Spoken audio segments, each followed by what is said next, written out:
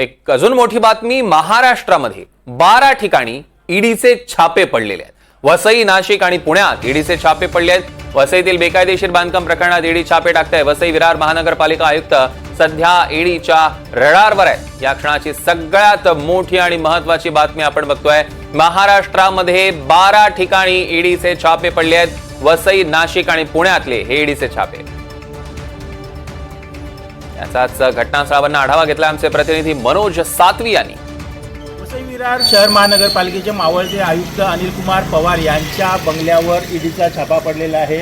आपण वसई पश्चिमेच्या आयुक्त यांच्या हे निवासस्थान आहे आणि या ठिकाणी सकाळपासूनच ईडीची कारवाई सुरू आहे। ईडीचं जेव्हा पथक या ठिकाणी आलं त्यावेळी या दरवाजाला ताळं लावलेलं होतं। कुणीही हा दरवाजा उघडत नव्हता। पोलिसांनी आणि ईडीच्या अधिकाऱ्यांनी वेळोवेळी सांगून सुद्धा हे कुलूप खोललं जात नव्हतं। त्यावेळी जबरदस्तीने हे कुलूप तोडून या ठिकाणी आता ईडीचे जे अधिकारी आहेत ते कारवाई करत आहेत। ईडीचं पथक सध्या आतमध्ये गेलेलं आहे आणि या ठिकाणी जी चौकशी आहे ती सुरू आहे।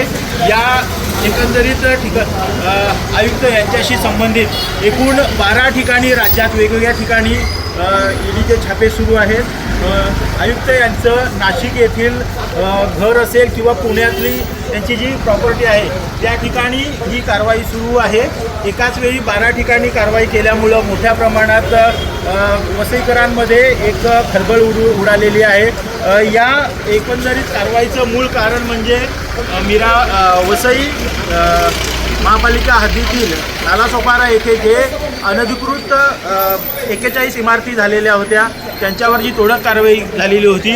या जो आरक्षित भूखंड होता त्या ठिकाणी 41 इमारती बांधण्यात आलेल्या होत्या आणि त्यानंतर त्याच्यात मोठा गैरव्यवहार झाला होता। महापालिका अधिकारी असतील किंवा जे इमारती बांधणारे जे बिल्डर होते यांच्यात साटलोट होतं आणि मोठ्या प्रमाणात मनी लॉन्ड्रिंगचं प्रकरण हे सगळं होतं आणि त्याच्यातूनच या अगोदर देखील 14 मे रोजी मोठ्या प्रमाणात कारवाई करून ईडीने जे सहाय्यक आयुक्त होते YS रेड्डी यांच्यावर देखील कारवाई केलेली होती आणि त्याच्यात मोठं घबाड सापडलेलं होतं। त्यानंतर आयुक्तांच्या बंगल्यावर आणि एकंदरीत मालमत्तांवर कारवाई होत असल्याने मोठ्या प्रमाणात वसईकरांमध्ये आणि एकच खळबळ उडालेली आहे।